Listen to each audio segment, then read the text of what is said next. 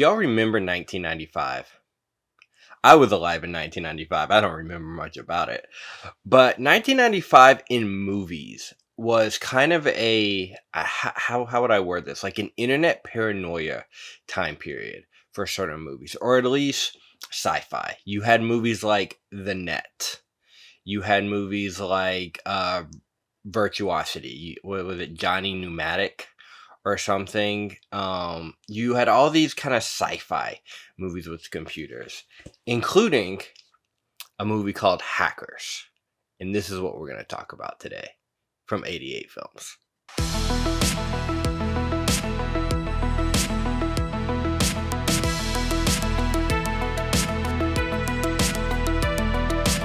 So full disclosure, guys, 88 did send this to me for review. I was going to buy it anyway because I have not seen this movie since the 90s. Or at least, maybe high school, maybe early 2000s was the last time I've seen it. It has been years, at least 25 years since I've seen this. But Hackers is celebrating its 30th anniversary this year, and we got a young Angelina Jolie. I don't know this guy's name. I just know him from Train Spotting.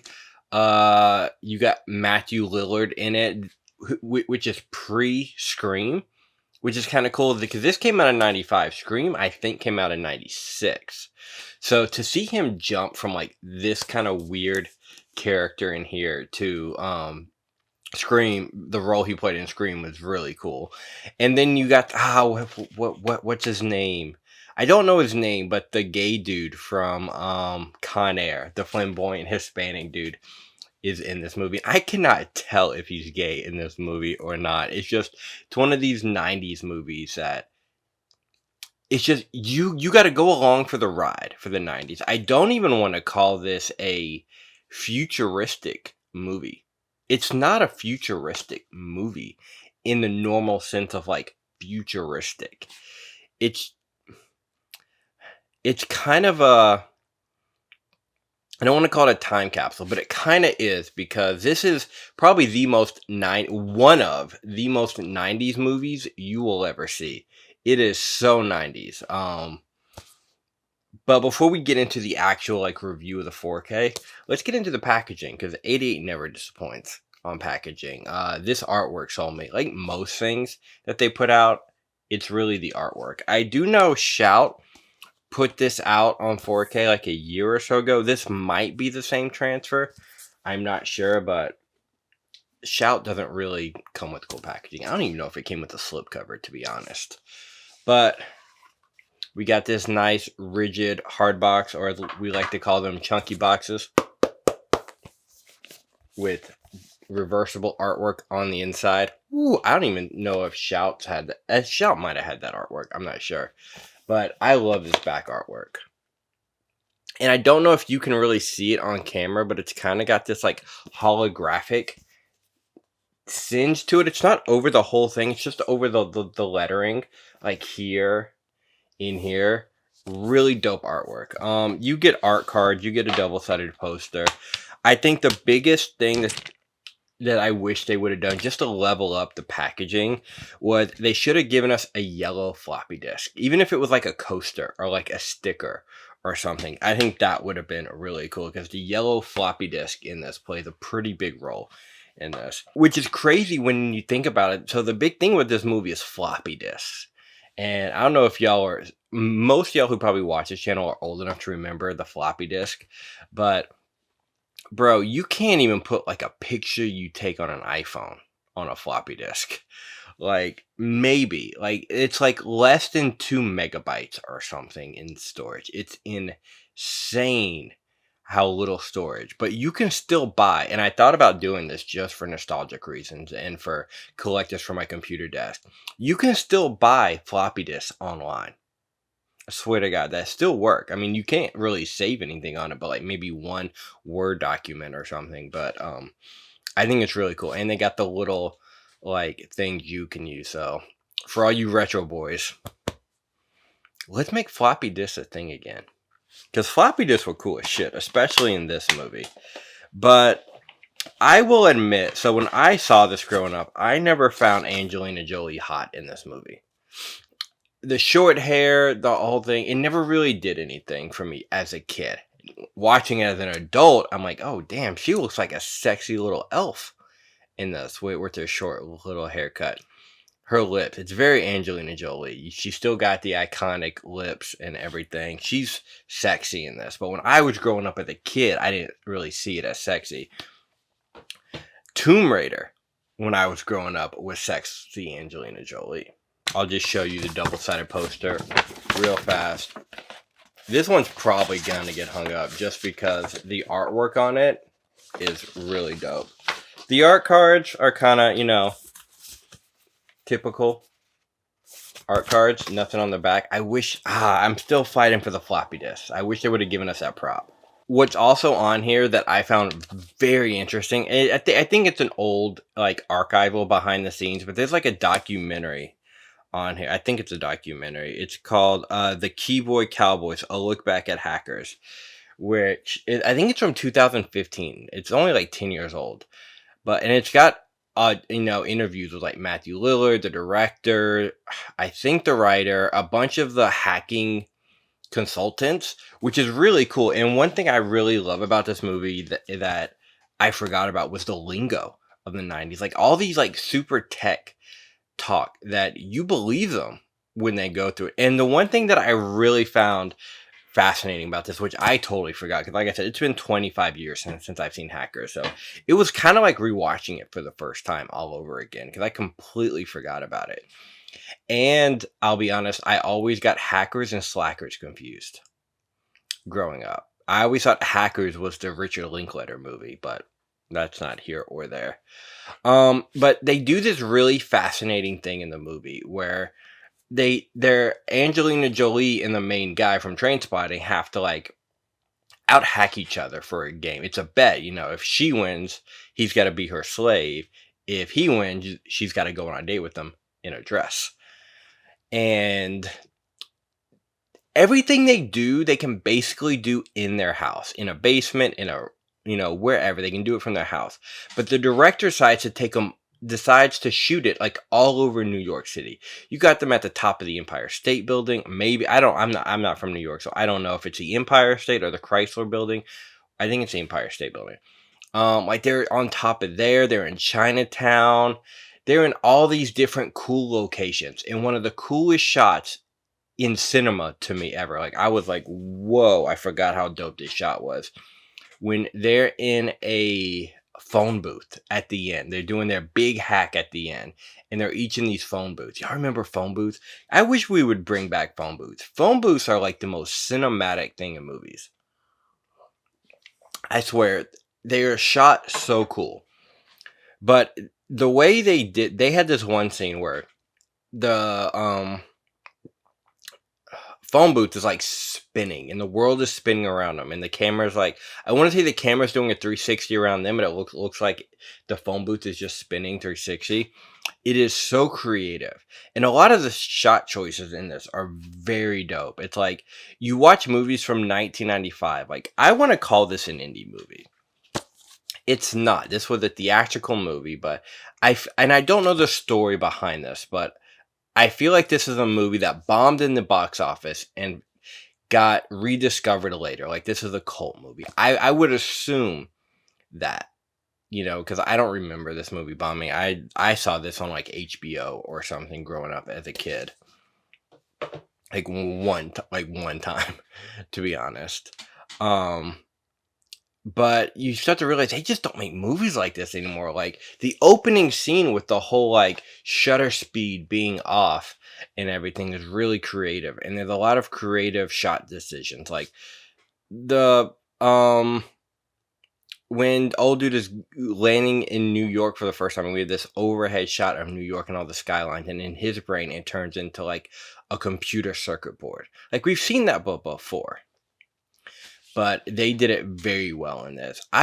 If I could get this closer to a modern movie, which is still 20 years old, I would say Antitrust. You all ever seen Antitrust, with Ryan Felipe and Tim Robbins.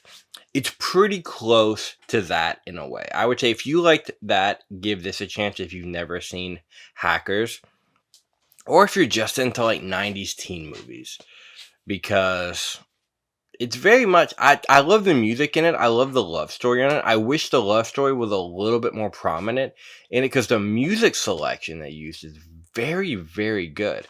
Especially that scene at the end, when they're in the pool, is just the whole end credit scene when they're basically making love underwater. Kind of, you don't really see anything. They're still clothed, but the whole you have to watch the whole end credits essentially, because you're just waiting to see, is Angelina Jolie gonna get naked, and you actually do see a few small blink and you miss it scenes of her topless or in something see-through. There's a scene with her hacking in a see-through shirt, which is no business. It's almost like a blink and you miss it, because it's like this overhead shot, but it's kind of like, oh, I like that creative choice. Just put her in a see-through shirt while she's hacking. I think she was like 20 during this movie. The haircut didn't bother me so much now that I'm older, but when I was younger, I was like, I didn't really find her that attractive, because she didn't look like a girl to me. She was like the boy haircut, and she didn't dress sexy in this. She just, but seeing this older, it's like, oh yeah, no, she's sexy. She's sexy. And I love the whole crew. Like, the whole crew is dope. Matthew Lillard. Oh god, that his introduction when they're all in the classroom together, and he quotes Ozzy Osbourne, and he's all like, "This isn't woodshop class." Like, he's kind of ridiculous. He's a little over the top ridiculous, and I don't know the Hispanic guy's name. I just know him as the gay dude from Con Air. But he's really good in this. And like I said, I can't tell if he's gay or not. I don't think he is, because I think he hooks up with a chick, or he's into chicks. He's still very flamboyant. And this is how you know it's a 90s movies, too. There's a rollerblading scene. Yeah, we got a rollerblading scene in this movie. That's how 90s this is. It's fucking great. But how's the transfer? The transfer looks phenomenal. It comes with the Blu-ray. But the Blu-ray, I believe, is the new scan as well as this, because 88 usually does that. They usually always put the 4K scan on the Blu-ray, so I can't really do a side-by-side to show, but I mean, it looks phenomenal. I think anything from the 90s, there's something about that film stock in the 90s that just looks fantastic on 4K. To me, do I think it dramatically changes the picture from what the Blu-ray would have looked like? I don't think it would, but I don't have the old Blu-ray. I've never owned this on physical media, but it looks great. It looks really good. Skin tones look really good. The effects actually don't look that dated. You can tell they're from the 90s. You can definitely tell they're from the 90s. But it's not Lawnmower Man bad. It is definitely not Lawnmower Man bad. I think the effects hold up exceedingly well for this movie, if that makes sense. I think the effects they're timely for the period, but they don't overdo it. Like, if you've seen Virtuosity came out that exact same year. Virtuosity, the effects look dated. They look over the top, but that's way more in the sci-fi realm. This is more graphics and text kind of a thing. It's not like this weird warping, you have this villain. It's not the Matrix, even though this is pre-Matrix, and they have a lot of Matrix shots. Like, you can see where Matrix could have been inspired. Like, there's a scene with the famous scene of Morpheus when he's like red pill, blue pill, and you see that shot of like the glasses, and you see both the reflections in the glasses with Keanu Reeves. They have that kind of shot in this movie when he's hacking at the very beginning of the movie, which is really dope. So you can definitely see where the Matrix took inspiration from Hackers, but by no means copied it, because they're completely different films. Hackers is very much grounded in realism. I also think it's hilarious that the bad guy in this movie skateboards. The good guys rollerblade and the bad guy skateboards. I never put that together until right now. That's kind of funny, actually. But what do you guys think? Are you going to pick up Hackers? I say the artwork is worth it. I know a lot of people are probably like, oh, I'll just get the Shout Factory one, But here's the thing: Shout Factory one, I don't know if it comes with the slip. I tried to look it up, couldn't find any research. But whoever they got to hold on, it says because 88's really good at putting who did the original artwork on here. Sean Longmore. I knew it was on. He was at the top. I'm looking at the bottom. Yeah, brand new art by Sean Lawnmore. Not Lawnmore, like Lawnmore, like Longmore. I think he's British. I don't know. Last thing I'll say about the movie, real fast, like storyline. One of the funniest parts in the movie is when they keep fucking with this not FBI Secret Service guy, this black dude. You see him in so many movies. You know who this guy is. They keep messing with them. Like, that's the whole part of the bet. And they do this thing where they like put out an ad for like a transvestite hooker thing, and people keep calling him, and he's like, stop calling. It's so funny how they mess with him. Like they mess with his finances. They pronounce him like legally dead. It's very much that internet paranoia of 1995. People were still like, the internet was still in its infancy, but people were finding creative ways to fuck with people. And it's absolutely hilarious and scary at the same time. It's scary to see how far we've come since this time and how much, people can do with the internet and how much people do with the internet. But, I mean, this was like 30 years ago with kids fucking with people with the internet, which is absolutely hilarious. But this is a high recommend, more for nostalgic reasons. If you're like I said, it's very 90s. It is very much a time capsule of the 90s, and that's, I think, my favorite part about this movie. Like, I swear to God, I'm going to buy a floppy disk with the little drive just for nostalgic reasons. Not to actually use it. I may use it. I may put like some like little documents on here and there, just for fun. But it really got me like back invested into that old tech because I just think it's cool. Even though floppy disks are literally 2 megabytes and you can't put anything on them, I think it's cool. So that's my review. Hackers. I think it just came out yesterday from 88, so you can probably get this anywhere right now. But I think it looks good. Great reminder of how creative 90s movies used to be. And I think that's what I love most about it.